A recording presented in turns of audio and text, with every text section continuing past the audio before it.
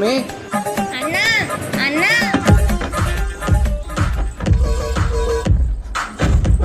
ఆ గోమిక నేను కిందికి చెప్పులు తీసుకుని వస్తా. పుష్ప పుష్ప పుష్ప పుష్ప పుష్ప పుష్పరాజ్ పుష్పరాజ్. అమ్మయ్య, ఓ సూర్యుడు ఆమెమంటే ఎందుకంత కోపం, ఎందుకంత మండిపోతున్నావు? మీ పైన నాకెందుకమ్మా కోపం?